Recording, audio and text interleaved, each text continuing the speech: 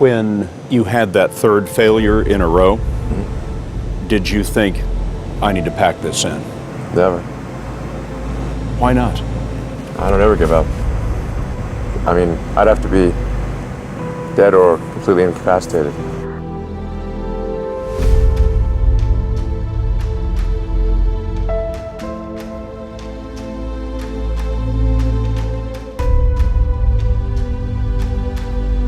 Building spaceships is the chance of a lifetime.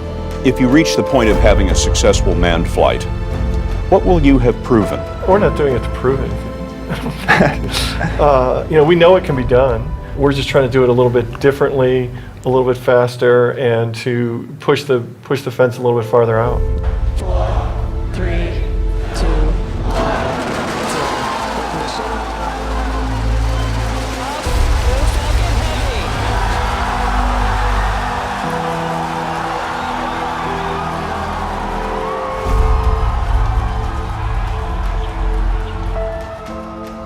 Do you believe that your rocket will be the next American rocket to take an astronaut into space?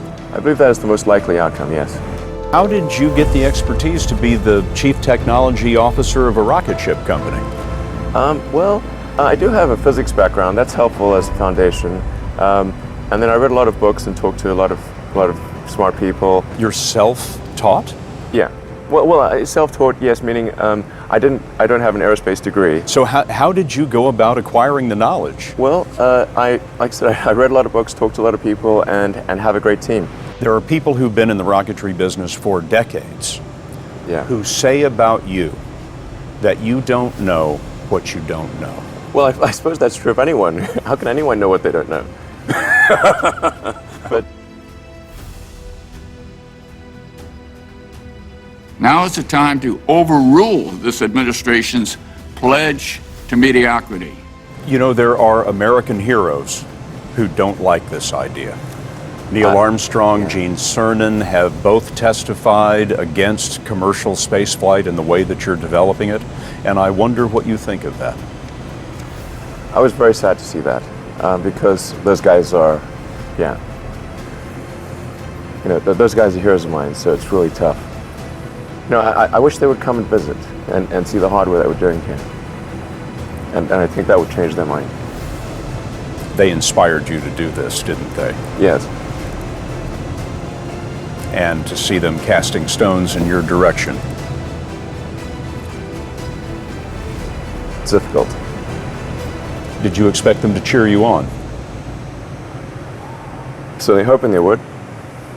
What are you trying to prove to them? What I'm trying to do is to make a significant difference in spaceflight and help make spaceflight accessible to almost anyone. Why is no one else doing these things?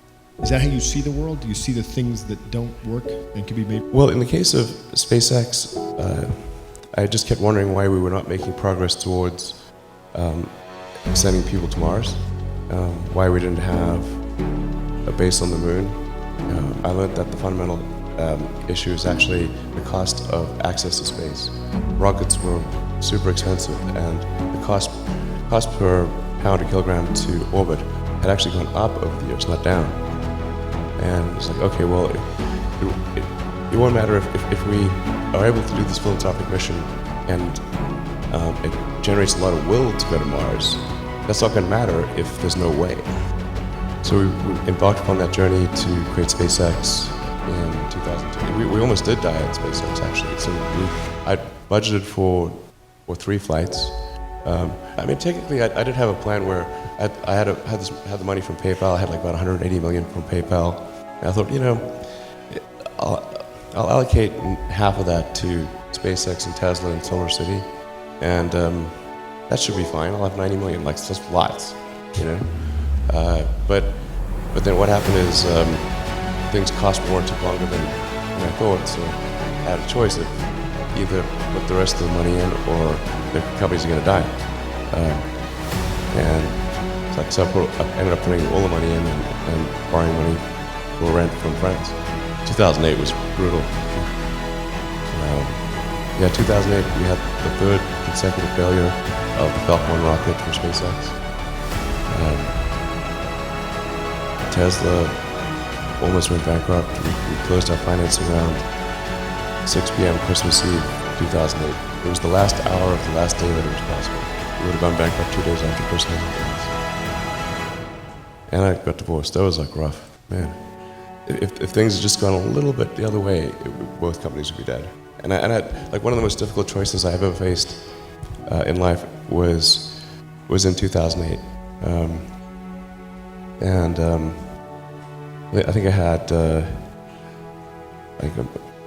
maybe $30 million left, or $30 or $40 million left in 2008. And I had two choices.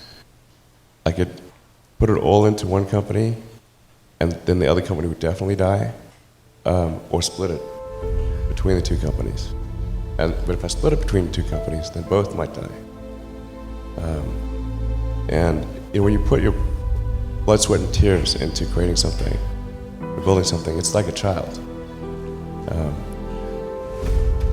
And so it's like, which one am I going to let one starve to death? I couldn't bring myself to do it, so I split the money between the two. Fortunately, thank goodness, they both came through.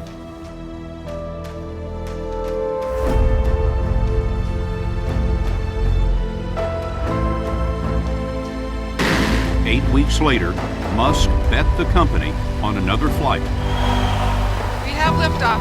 And this time around, everything worked. Perfect.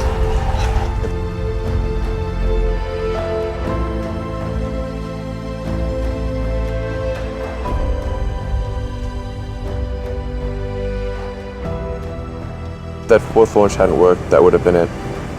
We would have not had the resources to mount a fifth. You couldn't have gone on at that point. Yes, death would have been, I think, inevitable because we did not have the resources to mount a fifth launch. This is a tricky business. Tricky. Yeah,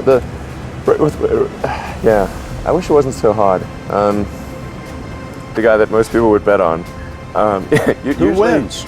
It's like a little kid fighting a bunch of sumo wrestlers. Usually the sumo wrestlers win. We're a little scrappy company. Every now and again, a little scrappy company wins. And I think this will be one of those times. When critics say you can't do this, your answer to them is? We've done it.